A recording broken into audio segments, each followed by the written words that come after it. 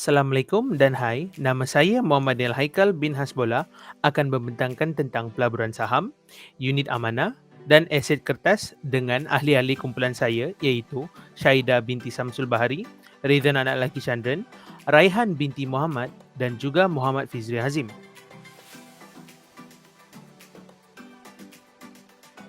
Isi kandungan dalam modul ini, pengenalan kepada pelaburan saham, unit amanah dan aset kertas, kenapa kita perlu melabur dalam saham, kenapa kita perlu melabur dalam unit amanah dan juga kenapa kita perlu melabur dalam aset kertas. Pengenalan kepada saham. Saham juga dikenali sebagai equity. Unit saham dipanggil shares ataupun dalam bahasa Melayu, saham seperti biasa yang memberi hak kepada milik kepada sebahagian daripada aset dan keuntungan perbadanan bersamaan dengan jumlah saham yang mereka miliki. Saham mewakili pemilikan dalam syarikat dagangan awam. Apabila anda membeli saham syarikat, anda menjadi sebahagian pemilik syarikat itu. Sebagai contoh, jika sebuah syarikat mempunyai 100,000 saham dan anda membelinya 1,000 daripadanya, anda memiliki 1% daripada syarikat itu. Sekarang pengenalan kepada unit amanah. Unit amanah pula mengumpulkan wang dan melaburkan dalam saham, bond, instrumen, pasaran wang dan juga pelaburan yang lain. Wang yang terkumpul itu kemudiannya dibahagikan kepada bahagian yang sama dipanggil units. Setiap unit mempunyai harga atau nilai aset bersih iaitu NAB atau dalam bahasa Inggeris NAV berdasarkan nilai semua aset yang dipegang dalam unit amanah tersebut. Nilai unit anda akan meningkat apabila prestasi keseluruhan unit amanah bertambah baik. Pengenalan kepada aset kertas. Dalam pelaburan, aset kertas merujuk kepada aset yang mewakili sesuatu. Aset kertas dalam pelaburan ialah kepingan kertas yang mentakrifkan pemilikan sesuatu aset. Contoh klasik, pelaburan aset kertas terbukti sebagai saham, mata wang, bond, akaun pasaran wang dan juga jenis pelaburan yang serupa dengannya. Untuk aset kertas mempunyai nilai, mesti ada sistem kewangan yang berfungsi untuk menyokongnya dan menukarnya. Dalam kes di mana sistem kewangan runtuh, aset kertas biasanya merosot secara mendadak bersama-sama dengannya. Assalamualaikum warahmatullahi wabarakatuh. Saya Raihan binti Muhammad dan saya akan menerangkan sedikit tentang stok. Jadi bagaimana stok berfungsi? Ini kita tahu bahawa pasaran saham akan menyediakan tempat di mana syarikat dapat memperoleh modal dengan menjual saham atau equity kepada pelabur atau investor. Yang saham ni yang memberi peluang kepada pemegang saham hak mengundi serta tutupan baki ke atas pendapatan korporat dalam bentuk keuntungan modal dan juga dividen. Ini pelabur individu dan institusi akan berkumpul di pusat saham untuk membeli dan menjual saham di pasaran awam. Jadi apabila membeli bahagian saham di pasaran saham, kita harus tahu bahawa kita membeli saham yang telah pun sedia ada dan bukannya daripada syarikat. Jadi apa akan berlaku jika kita jual stok kita? Jika kita ingin menjual saham kita, kita tidak menjual saham tersebut kembali kepada syarikat tersebut, tetapi sebaliknya kita boleh menjual saham tersebut kepada pelabur yang lain di bursa saham. Dan seterusnya ialah cara-cara untuk melabur dalam pasaran saham. Yang terdapat pelbagai cara, antaranya ialah melabur dengan kita rasa beli pelaburan yang betul. Maksudnya untuk membeli pelaburan yang betul, kita perlu melihat asas syarikat tersebut seperti nisbah EPS, P dengan E. Dan kita juga perlu menganalisa dan juga menilai latar belakang syarikat tersebutlah untuk mengelakkan kita daripada tersalah membeli saham. Dan yang kedua ialah elakkan perdagangan jangka pendek. Ini perdagangan jangka pendek ni dia ada mempunyai risiko untuk kita kehilangan duit. Dan kita perlu sedar bahawa membeli dan menjual saham dengan kerap dapat menyebabkan banyak duit kita daripada terlabur. Dan seterusnya ialah kekal committed kepada portfolio jangka panjang. Jadi kita harus menyediakan kalender dan menentukan masa sesuai untuk menilai portfolio kita sendiri, dan hal ini adalah untuk mengelakkan daripada kita menjual stok semasa kekerapan perubahan berlaku.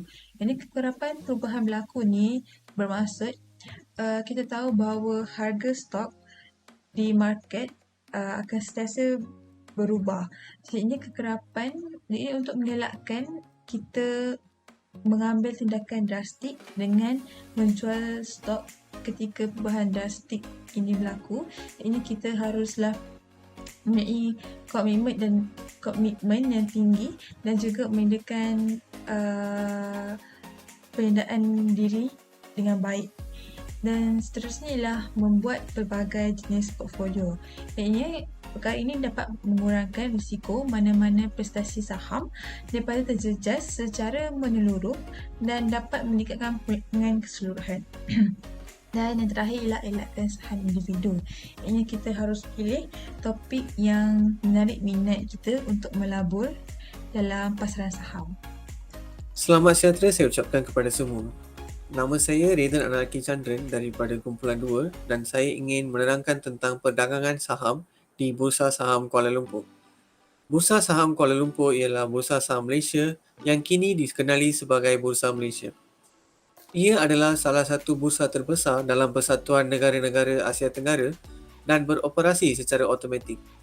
Ekuiti, dana dagangan bursa, aset Islam luar pesisir dan sekuriti lain yang disenaraikan di bursa. Indeks utama bursa itu ialah FTSE Bursa Malaysia KLCI yang terdiri daripada 30 syarikat teratas di Bursa Malaysia Exchange. Seterusnya jenis stok untuk melabur. Jadi dalam pasaran saham ni terdapat pelbagai jenis stok yang kita boleh labur. Dan antaranya ialah common stock, preferred stock, value stock, growth stock dan juga international stock. Maksudnya yang pertama ialah common stock. Jadi common stock ni dia memberi kepentingan kepada pemilikan dalam perniagaan dengan memberi keupayaan untuk mengundi dengan perkara penting seperti memilih lembaga pengarah ataupun menyerupakan polisi syarikat tertentu. Dan untuk preferred stock pula, kita akan dapat menerima pembayaran dividen lebih awal dari pemegang saham biasa. Ia menilai setiap nilai dalam saham akan ditebus pada tarikh matang. Ini apabila peluang untuk keuntungan ketara lebih rendah dengan saham pilihan dari saham biasa, ia risiko juga jauh lebih rendah. International stock.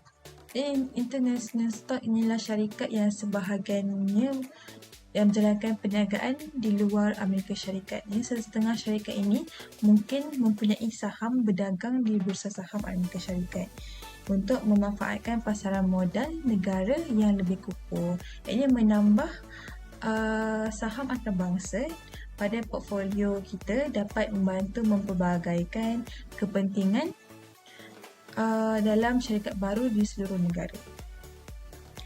Value stock.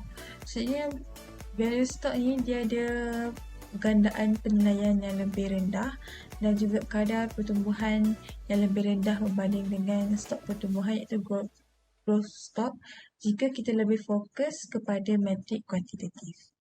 Dan last sekali ialah growth stock. Growth stock ialah syarikat berpotensi tinggi untuk memberi ganjaran kepada pelabur. Walau bagaimanapun, harga yang mereka laburkan mempunyai kebarangkalian untuk mendapat tawaran pada tahap yang lebih nilai sehingga investor tidak dapat memperoleh pulangan yang memuaskan. Seterusnya, saya ingin menerangkan tentang cara melabur saham di Malaysia. Langkah pertama ialah pilih broker saham dalam talian. Terdapat berpuluh-puluh platform yang tersedia untuk pelabur Malaysia. Sebahagian daripadanya ditawarkan oleh bank-bank utama, manakala yang lain disediakan oleh broker saham pakar. Langkah kedua adalah untuk daftar untuk CDS dan akaun dagangan. Sebaik sahaja anda telah memilih platform, anda perlu mendaftar untuk akaun sistem depositori pusat CDS dan akaun dagangan.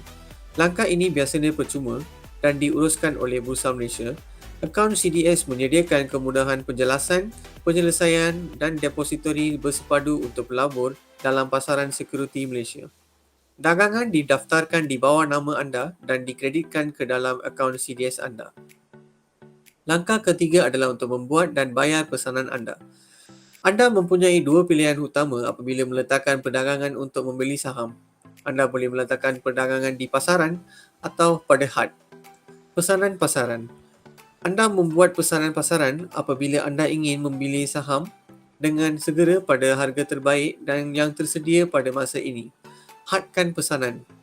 Meletakkan pesanan had membolehkan anda menetapkan harga belian maksimum untuk pesanan belian anda. Jika harga itu tersedia dalam tempoh masa yang anda tentukan, dagangan anda akan dilaksanakan. Langkah seterusnya adalah pilih saham yang anda ingin beli. Anda mungkin sudah memutuskan saham yang ingin anda beli, tetapi jika tidak, inilah masanya untuk mula menyelidik saham yang sepadan dengan matlamat pelaburan anda. Anda selalunya boleh mengakses pelbagai penyelidikan pasaran, analisis dan juga cadangan perdagangan melalui platform anda. Jadi gunakan maklumat ini untuk membantu membuat keputusan termaklum. Dan langkah seterusnya dan akhir sekali adalah pantau prestasi dan jual saham anda. Memantau prestasi saham yang berhubungan dengan pelan pelaburan anda. Apabila memutuskan untuk menjual, kita boleh memilih untuk menjual sama ada mana menjualnya melalui market order atau limit order. Market order bermakna stok akan dijual serta-merta pada harga terbaik, manakala limit order membolehkan kita untuk menetapkan harga minimum jualan yang kita sanggup terima. Kembali bersama dengan saya, Muhammadiyal Haikal, untuk menerangkan cara membuka akaun CDS online. Langkah pertama adalah muat turun aplikasi Bursa Anywhere. Anda boleh memuat turun aplikasi Bursa Anywhere sama ada dari Play Store atau App Store. Apabila aplikasi telah dimuat turun, anda boleh mula menggunakan aplikasi ini. Untuk pengguna kali pertama, klik daftar dan masukkan nombor IC anda. Langkah kedua adalah daftar akaun Bursa Malaysia. Sebelum anda mendaftar akaun CDS, anda perlu ada akaun Bursa Malaysia terlebih dahulu. Pada bahagian ini, isikan butiran-butiran seperti nama, tarikh lahir, jantina, alamat, email dan juga nombor telefon anda. Kemudian, anda perlu memasukkan OTP yang dihantar ke alamat email anda. Selepas itu, anda boleh mencipta nama pengguna dan kata laluan untuk Bursa Anywhere. Kemudian, anda perlu memasukkan satu lagi OTP yang dihantar ke nombor telefon anda. Langkah ketiga adalah daftar akaun CDS. Selepas anda melengkapkan pendaftaran akaun Bursa Malaysia, anda perlu mengisi maklumat akaun anda pula. Berikut merupakan cara-cara daftar akaun CDS anda di Bursa Anywhere. Segala maklumat anda akan diambil daripada akaun Bursa Malaysia yang anda telah masukkan pada langkah kedua. Anda perlu memasukkan maklumat nombor telefon peribadi atau pejabat anda. Kemudian, anda perlu isi alamat pada IC anda. Isi maklumat akaun bank anda. Segala bentuk dividen atau keuntungan akaun dimasukkan ke dalam akaun ini. Pada bahagian ini, anda juga perlu memasukkan gambar IC depan dan belakang untuk tujuan pengesahan. Apabila anda selesai, tekan seterusnya atau next dan tunggu pengesahan IC. Langkah keempat adalah pilih ejen ADA ataupun Authorized Depository Agent, iaitu bank pelaburan atau syarikat broker. Langkah terakhir adalah memiliki akaun pembrokeran pilihan anda sama ada bank pelaburan ataupun syarikat broker. Selain daripada memilih ejen yang menawarkan yuran pembrokeran yang paling murah, anda juga boleh mempertimbangkan untuk memilih ejen atau broker yang boleh membeli saham secara global jika anda berminat untuk melabur di luar negara. Kemudian, klik seterusnya atau next. Broker pilihan anda akan melantik remiser atau dealer untuk follow up untuk permohonan anda. Kelulusan bagi permohonan pembukaan akaun anda akan dimaklumkan dalam masa 2 hari. Sementara itu, anda akan nampak status anda pending apabila anda log masuk ke dalam akaun Bursa Anywhere. Sekarang kepada bank-bank pelaburan dan syarikat broker yang anda boleh pilih, iaitu Affin Hwang Investment Bank Berhad, M Investment Bank Berhad, Hong Leong Investment Bank Berhad, Public Investment Bank Berhad, RHB Investment Bank Berhad, Maybank Investment Bank Berhad, BNB Securities Sdn Berhad, UOB Kay Hian Securities Sdn Berhad, CGS-CIMB Securities Sdn Berhad, KAF Equities, Melaka Securities, Inter-Pacific Securities dan terakhirnya adalah Kenanga Investment Bank Berhad. Assalamualaikum, saya Syahidah dan saya akan membentangkan mengenai unit amanah. Dalam unit amanah terdapat 3 cara pelaburan, iaitu yang pertama lump sum investment. Jika seorang pelabur mempunyai lebihan tunai, anda boleh menggandakan wang tersebut secara lump sum di dana-dana Islamic unit trust public mutual. Sebagai contoh, situasi pertama apabila berlaku kenaikan harga unit dana. Sebagai contoh, seorang pelabur memulakan pelaburan tunai sebanyak RM10,000 pada Januari 2020 pada harga 29 sen per unit.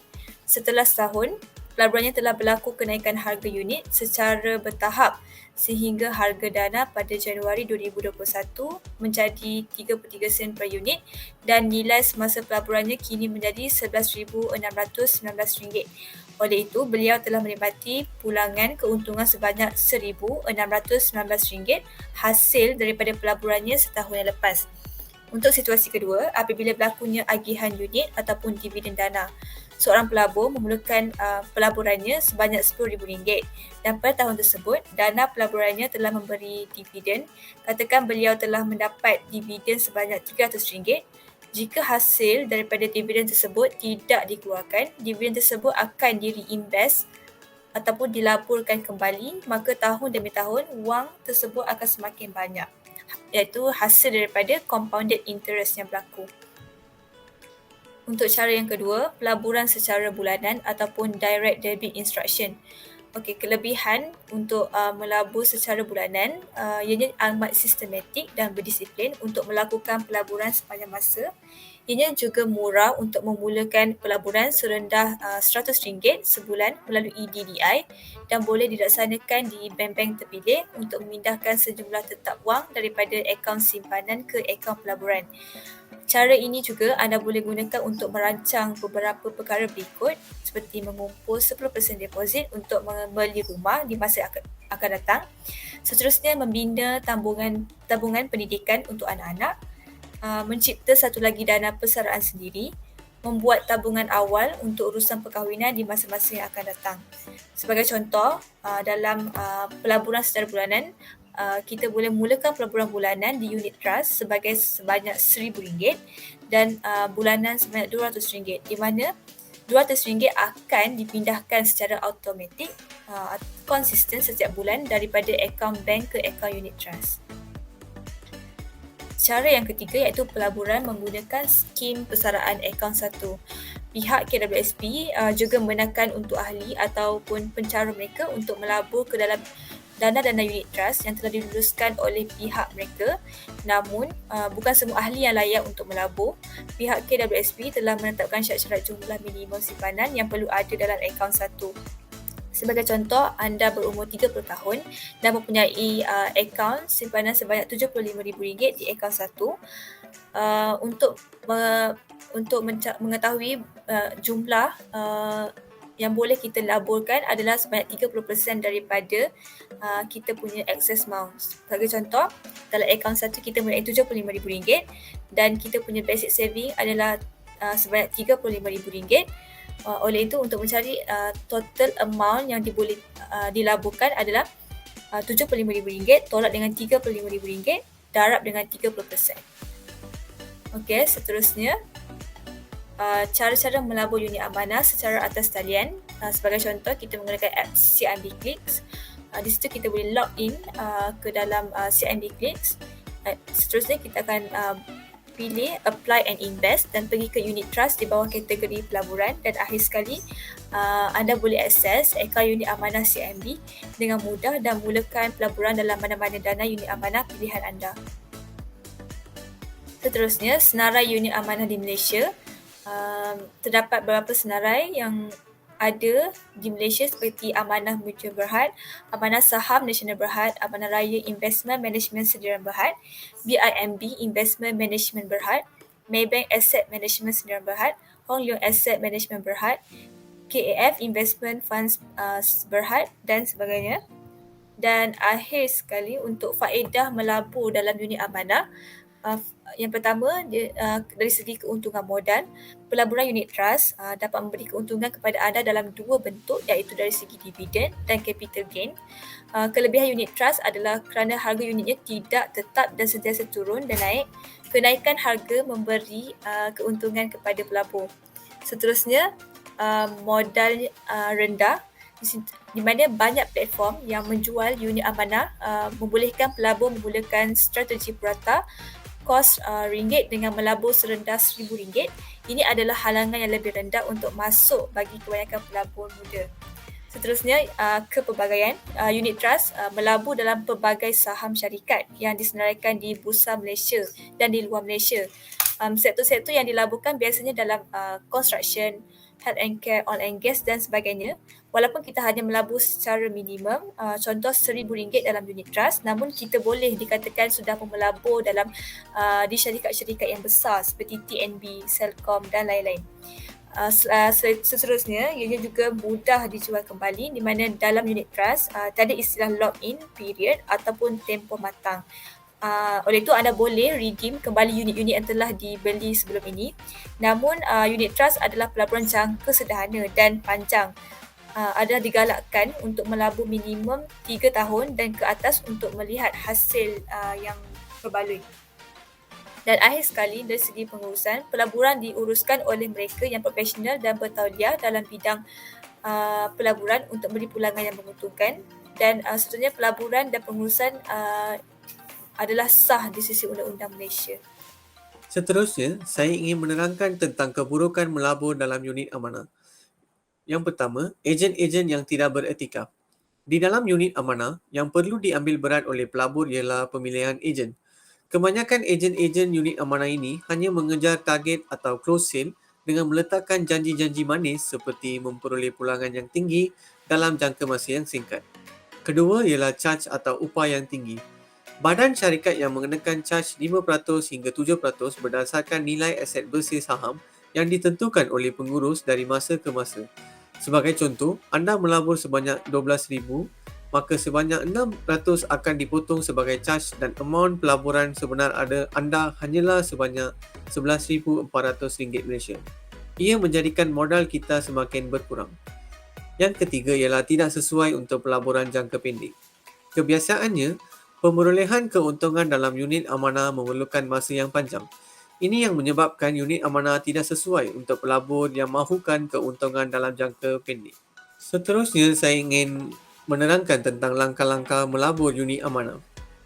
Matlamat pelaburan adalah pelaburan di dalam unit trust sesuai untuk pelaburan jangka masa sederhana seperti 3 hingga 5 tahun atau jangka masa panjang iaitu 5 tahun ke atas. Tetapkan jumlah tabungan, tujuan pelaburan dan tempoh masa yang jelas untuk pelaburan tersebut. Dan semak toleransi risiko. Toleransi risiko berkait dengan emosi pelabur, tahap jangkaan pulangan, tahap jangkaan kerugian dan tempoh masa pelaburan yang dibuat. Seterusnya, bagaimanakah kita mendapat keuntungan dari pelaburan unit amanah? Contoh pengiraan. Katakanlah anda melabur sebanyak RM10,000 Malaysia di dalam fund atau dana equity A pada 1 Januari 2015. Harga seunit NAV masa beli anda adalah RM50 sen per unit. So, service charge adalah sama dengan RM5.5% darab RM10,000 Malaysia dan harganya adalah RM550. Total investment adalah sama dengan RM10,000 tolak dengan RM550 dan totalnya adalah RM9,450. Jadi total unit anda adalah sama dengan RM9,450 bagi dengan RM50 sen seunit dan unit total anda adalah 18,900 unit. Katakanlah fund equity A declare distribution pada 1 Julai 2016 pada 7 sen seunit.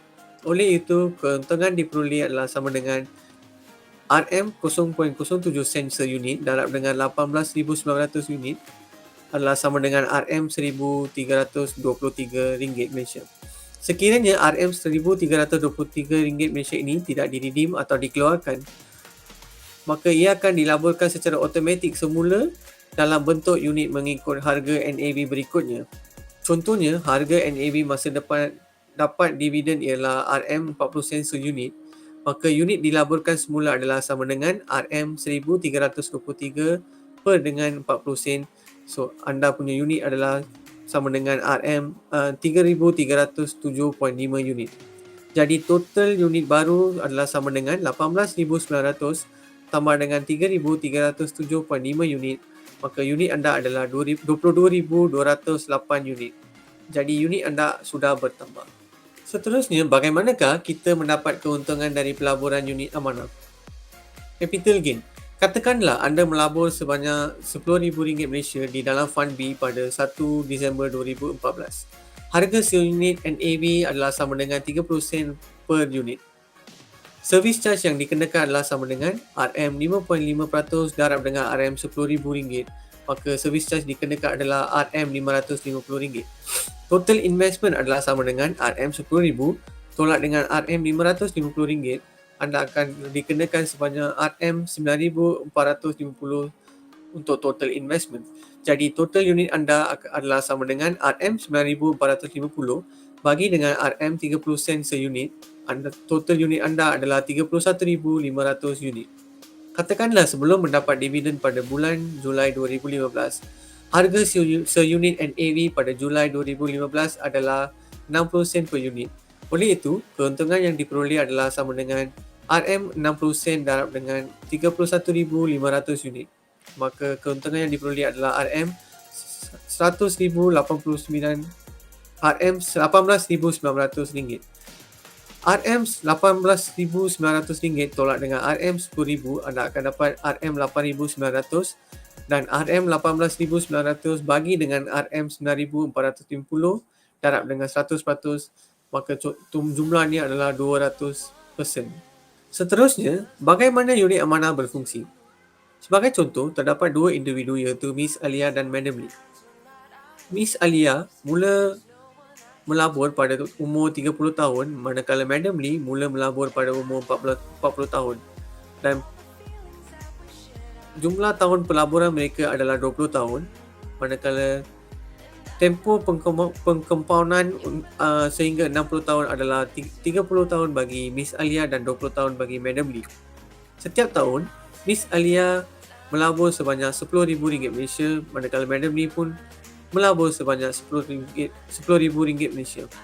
Dan total pelaburan bagi Miss Alia adalah RM200,000 Malaysia dan sama juga jumlah untuk Madam Lee sebanyak RM200,000 Malaysia. Dan total investment pada tahun 60 adalah untuk Miss Alia RM1,067,000, manakala untuk Madam Lee adalah RM494,229 Malaysia. Dengan memulakan 10 tahun lebih awal, nilai pelaburan Miss Alia meningkat sebanyak 116% lebih daripada nilai pelaburan Madam Lee apabila kedua-duanya mencapai umur persaraan 60 tahun, dengan mengandaikan bahawa kadar pulangan unit amanah adalah 8% setahun. Seterusnya, dana unit amanah berprestasi terbaik di Malaysia 2023. Bagi ranking 5 terbaik dana unit untuk 1 bulan, ranking pertama dipegang oleh RHB Asian High Yield Fund RM dengan 12.10%, diikuti oleh MAMG All, Affin Huang New China Tractor Fund, Hong Kong Tech Index Fund dan KAF Jet Fund. Bagi ranking 5 terbaik dana unit bagi 3 bulan, ranking pertama dipegang oleh RHB Gold dan General Fund dengan kadar pemulangan 19.78%, diikuti oleh Hong Kong Tech Index Fund, Precious Metal Securities, KAF Core Income Fund dan Manulife Asia Pacific Opportunities Fund. Dan ranking 5 terbaik bagi dana unit untuk 3 tahun ialah yang pertama KAF Core Income Fund dengan kadar pemulangan 122.46%, diikuti oleh MIDF Amanah Syariah dan United Malaysia Fund, Interpac Dynamic dan KF Vision Fund. Bagi ranking 5 terbaik dana unit untuk 5 tahun, tempat pertama dipegang oleh MIDF Amanah Syariah Money Market Fund dengan kadar pemulangan 100%, diikuti oleh KF Core Income Fund, KF Tactical Fund, Afin Huang World Series dan United Asian Discovery. Hai, hari ini saya akan bentangkan serba sedikit tentang pelaburan aset kertas, termasuklah kebaikan dan keburukannya. Okey, aset kertas ni dia berlainan dengan aset-aset yang sedia ada. Paling kita boleh bagi contoh yang paling sesuai adalah saham, sebab kalau aset kertas ni dia di dalam kertas saja, so kita tak boleh convertkan kepada wang nilai macam tu saja. Paling contoh yang paling kita boleh ambil yang paling sesuai adalah saham. Okey, ini adalah kelebihan aset kertas.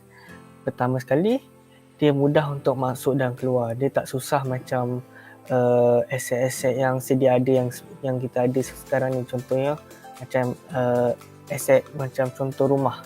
So kalau rumah ni kita kena lagi telitilah cara pembayarannya semua. Dan kemudian yang keduanya adalah kemasukan mudah. Pelaburan tidak memerlukan banyak usaha atau masa.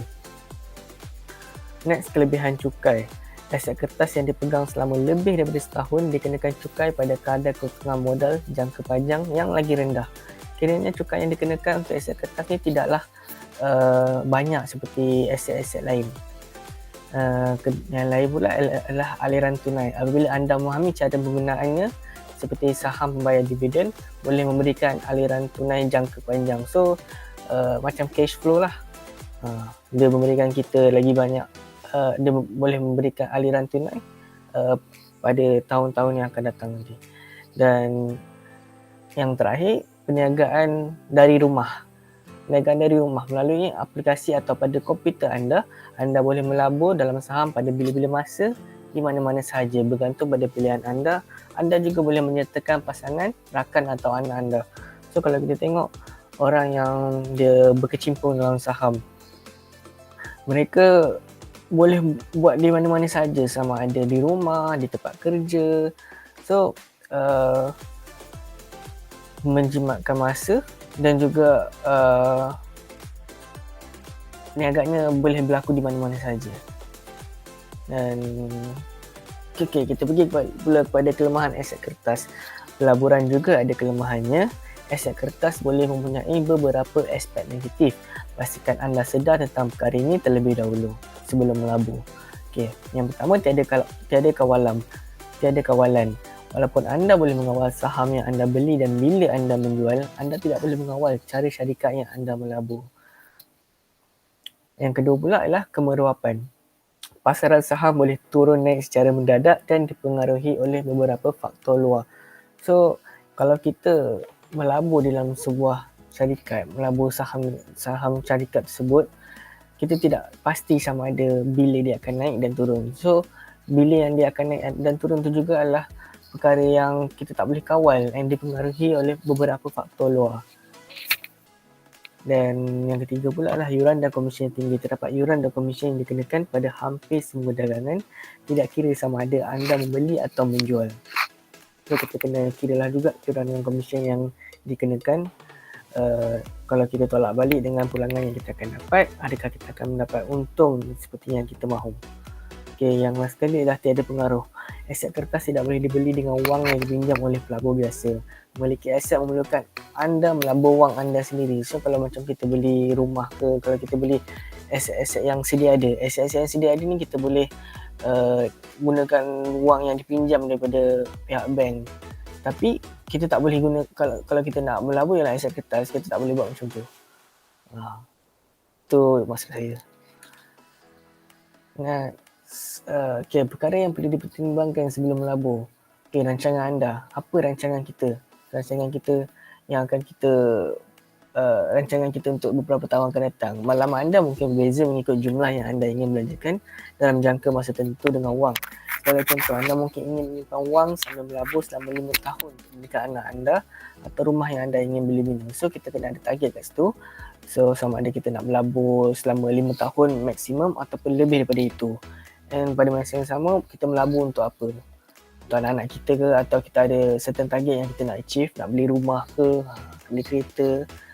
And next pula, dana atau pelan pembayaran yang tersedia untuk menentukan belanjawan pelaburan anda.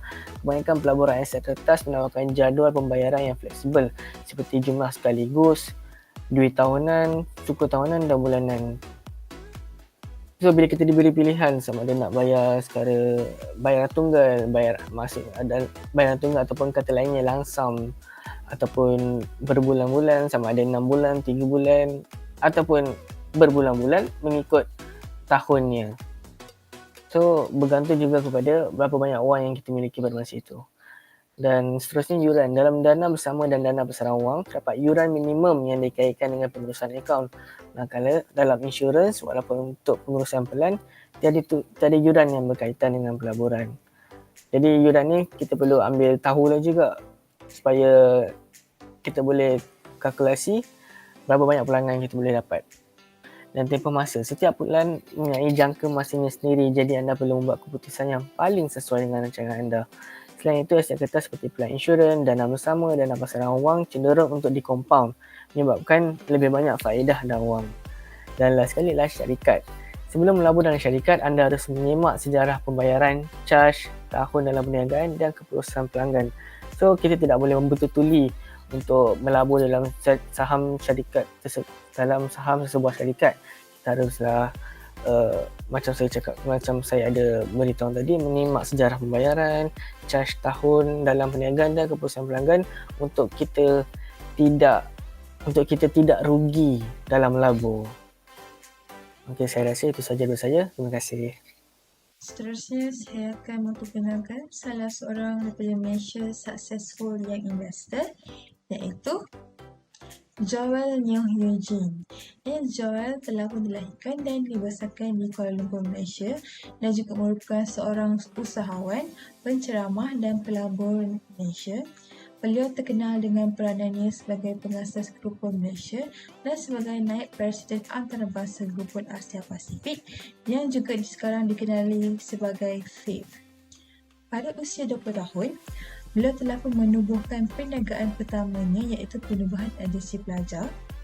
Dan pada tahun 2007, beliau telah pun menyertai program reality television korporat pertama di Malaysia dan menjadi pemenang utama di program tersebut. Dan pada tahun 2008, beliau telah memulakan usaha perniagaan yang dipanggil Youth Asia, sebuah syarikat teknologi sosial yang terkenal. Beliau telah menerima pelbagai pengiktirafan, antaranya ialah pada tahun 2012, beliau telah memenangi anugerah Ernst & Young Entrepreneur of the Year bagi kategori Emerging Entrepreneur di Malaysia. Beliau juga telah dinobatkan sebagai salah seorang daripada 10 usahawan teratas Asia serta pemimpin global muda dalam Forum Ekonomi Dunia pada tahun 2013.